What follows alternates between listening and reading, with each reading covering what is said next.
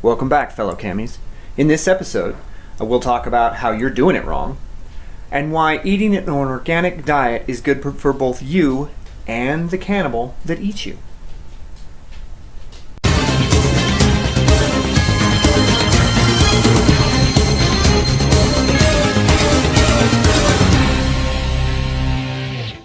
In local news, Charles Lloyd has been officially announced the winner of the Maryland Domain Storyteller election. It was a close race, but Charles was able to beat out Noda after receiving an endorsement from the followers of Set. As his first official act as DST, he set himself out of office. Okay, that's not exactly true. It was the third thing he did. An all-call has been issued for the Apocalypse VST position. This all-call will be open from October 25th until November 1st at 11:59 p.m. Eastern Standard Time. Application should contain your name, cam number, contact information, vision of what you would like to accomplish in the position, your cam resume, including a summary of any experience you have in the cam, and a relevant external resume. A description of any offenses for which you have received a DA in the past 2 years, a statement verifying that you are a paid member of the MES, and an appropriate bribe. No, I'm sorry. Bribes are not accepted. Application should be sent to the Maryland Domain Storyteller, and I will include that email down in the doobly-doo. An all-call has been issued for the Vampire the Masquerade VST position. This all-call will be open from October 25th until November 1st at 11:59 p.m. Eastern Standard Time. Applications should contain all the same stuff the application for the Apoc VST should have contained. I will, of course, list that and the email to send it to down in the doobly-doo. In East Central Regional news,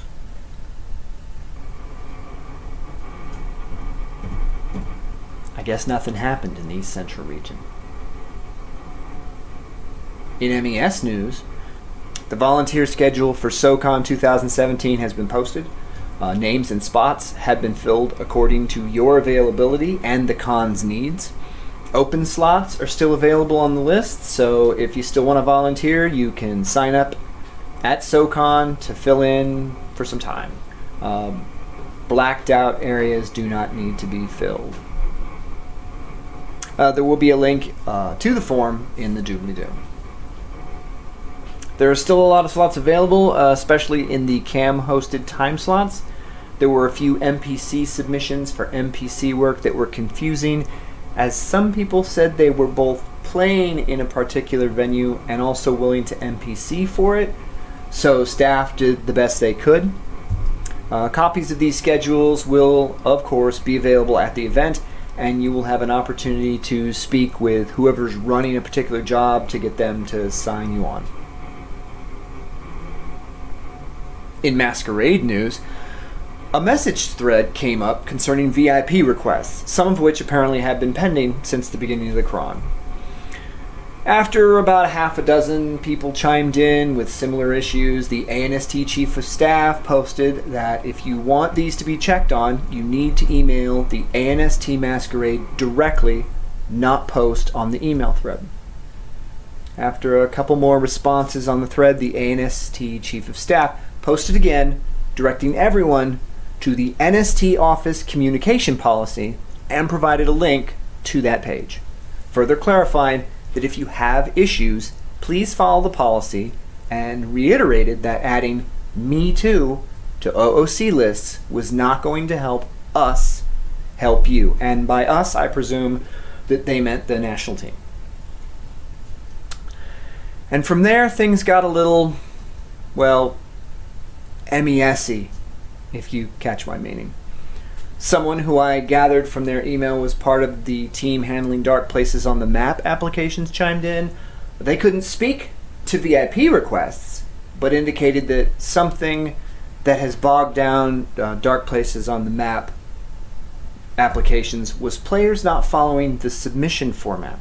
Essentially, people were copy-pasting their entire background instead of using summary bullet points. This was taking a lot of staff time to plow through the material, slowing the process. They went on to suggest, although they couldn't confirm it, This was probably what was happening with VIP requests. They weren't sure what could be done, but strongly request that people submitting new entries please follow the format and keep entries limited to only the necessary information. At this point, the San Diego VST pointed out that the last couple of posts had seemed a bit rude and dismissive. The ANST Chief of Staff then replied that the problem is that this thread is a display of no one using the correct process, even when asked to. They further went on to say that there was no intention of condescension, simply a reminder on how communication with the ST chain works. There were then the usual posts, someone saying that too much emotion was being read into the replies, someone asking if the team on VIP needed more help, and someone flat out offering to help. Then some jerk asked if there have been so many of these long applications that were causing delays, why hasn't the senior staff sent out a general reminder to try and rectify this? Luckily, the ANST Chief of Staff was there to say that there are 962 VIP applications for Masquerade, and of those, 32 had not been processed as of the time of their post. They then reminded everyone that if they had a problem, to follow the communication policy to find out what happened. There's some more back and forth, and at some point a cat escapes a bag, and it's suggested by the ANST Chief of Staff that in all likelihood, if someone hasn't heard back, it's because of a drop in communication somewhere, pointing out that ultimately it's the player's responsibility to check back and see what's going on. Luckily, the ANST Masquerade chimed in to remind everyone that they put out a status of the game post every month that they post to the list. Each month, they've addressed VIP as it's related to them and their staff overseeing VIP. Last month, they were even charts. They also explained that these updates have previously contained explanations of how VIP processing works and what has caused the delays. Then the closeout was someone thanking the national staff and the original poster. Less than 12 hours after they had commented on the thread, they heard back on one of their VIP requests. The moral of the story is that Me Too posts on an OOC list actually do work. But in all seriousness, use the chains. No, not to beat people. The ST chain, even though I'm sure there are STs you want to beat. Read the communication policy. Trust me, it's not long. It's actually shorter than this story has been. It clearly lays out the time frames and escalation process. Use it. Email. Wait. Email again with the appropriate person CC'd. On a related note, the ANST Masquerade sent out the October Chronicle update. It talks a lot about things, and it had a pretty large segment dedicated to alt ID mechanics. If you have an interest in those, you should check the addendum, which I assume is where those would be detailed.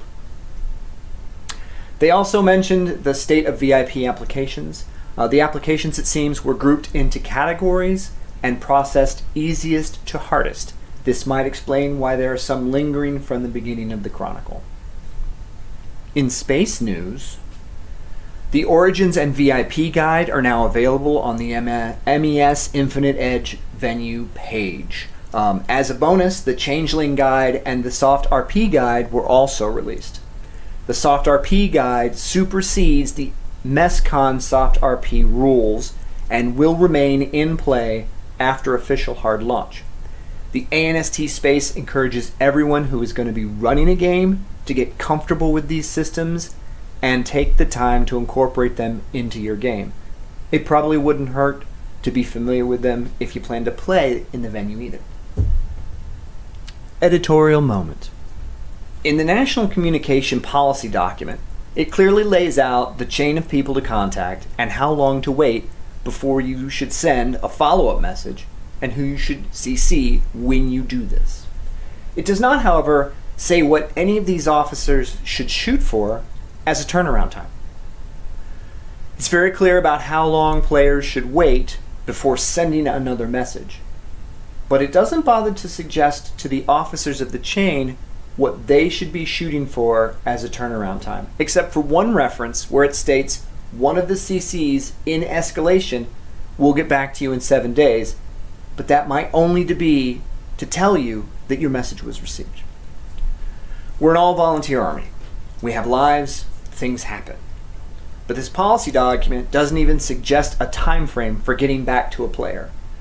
It doesn't give a player any idea what a reasonable time frame is, only to wait 7 days before sending another email and who to CC on the next one. Maybe we can take a look at this. If it's somewhere else, maybe it can be integrated into the communications policy for clarity. This has been an editorial moment. That's it for this episode of the MES News. It was a light news day. I know, because I had to expand that one story over and over and over again until it took up a few minutes. I'm your host, Darren Hansen. If you like what I do here and you want to see more of my incoherent ramblings, please perform the ritual of like, share, and subscribe. Until next time, keep LARPing.